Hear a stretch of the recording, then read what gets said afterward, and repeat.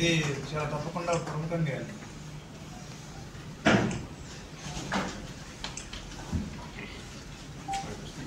పెట్టినారు, మీ అందరికీ తెలిసే ఉంటుంది. దాంట్లో సైబరాబాద్లోనే బెస్ట్ పోలీస్ స్టేషన్ అండ్ ఎస్హెచ్ఓగా అవార్డు వచ్చింది. కంగ్రాట్స్. ఇది చాలా తప్పకుండా ప్రముఖంగా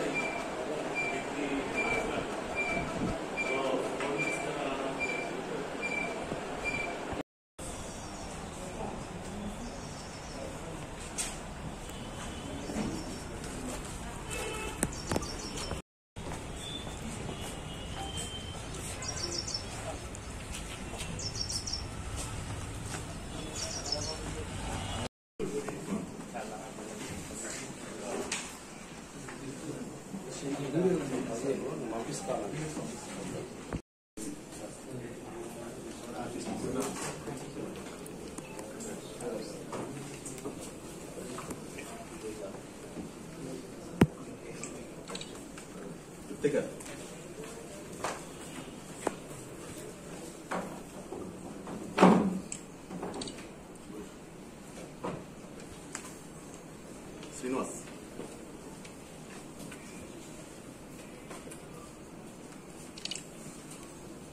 కదీర్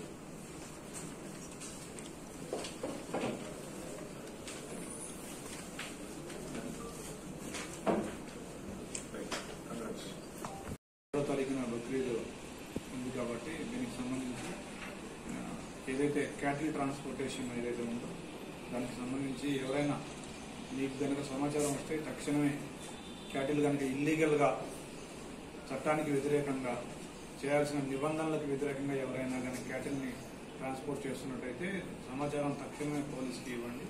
మేము దాన్ని చట్ట ప్రకారం వాళ్ళని శిక్షిస్తాము. కానీ అంతేగాని ప్రజలందరికీ కూడా మా యొక్క విజ్ఞప్తి ఏంటంటే ఎవరు కూడా చట్టాన్ని మీ చేతిలోకి తీసుకోకండి. చట్టాన్ని మీ చేతిలోకి తీసుకొని ఆపడం లేదంటే వాళ్ళపై దాడి చేయడం అట్లాంటి ఎట్టి పరిస్థితులు చేయకండి. ఎవరైనా సరే చట్ట ప్రకారం వ్యవహరించాలి. మీరు కనుక మాకు సమాచారం ఇస్తే మేము తప్పకుండా వాళ్ళ మీద గట్టి చర్యలు తీసుకుంటాము.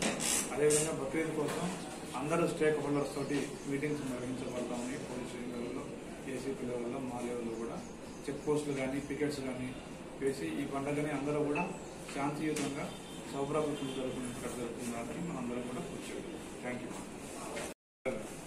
లిమిట్స్లో ఉన్న బాలానగర్ పోలీస్ స్టేషన్లో ఒక నిందితుడు ఇతను చాలా కాలంగా పోలీసులు కళ్ళు తప్పించుకుని తిరుగుతూ ఉన్నాడు. ఆ కేసులో Balanagar inspector and Balanagar ACP గారు ప్రాపర్గా మానిటర్ చేసి ఈ అక్యూజ్ని, ఇతని పేరు రాబిన్సన్, ఇతని వయసు 25 సంవత్సరాలు. ఇతను చేసిన నేరం ఏంటంటే ఒక మైనర్ అమ్మాయిని మాయమాటలు చెప్పి ఆ అమ్మాయిని కిడ్నాప్ చేసుకుని తీసుకెళ్లి వైజాగ్లో ఉంచి అక్కడ అమ్మాయిపై అఘాయిత్యానికి పాల్పడ్డాడు, లైంగిక అత్యాచారానికి పాల్పడ్డాడు. తర్వాత ఒడిశా కూడా తీసుకెళ్లాడు. తర్వాత వాళ్ళ తల్లిదండ్రులు ఇక్కడ మిస్సింగ్ కేసు పెట్టినారు, కిడ్నాప్ కేసు పెట్టినారని తెలుసుకొని మళ్ళీ ఆ అమ్మాయిని తీసుకొచ్చి హైదరాబాద్లో వదిలేసి మళ్ళీ పారిపోయినాడు.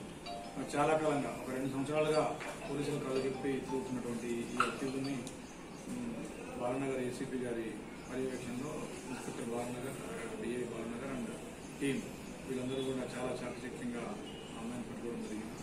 దీంట్లో పిఎస్ఐ కూడా చాలా యాక్టివ్గా వర్క్ చేస్తున్నారు. సో ఇప్పుడు ఈ నిందితుడిని మేము రిమాండ్కి పంపిస్తూ ఉన్నాము. సో ఈ కేసులో చాకచక్యంగా పనిచేసిన పోలీసులను కూడా అభినందిస్తూ ఉన్నాము.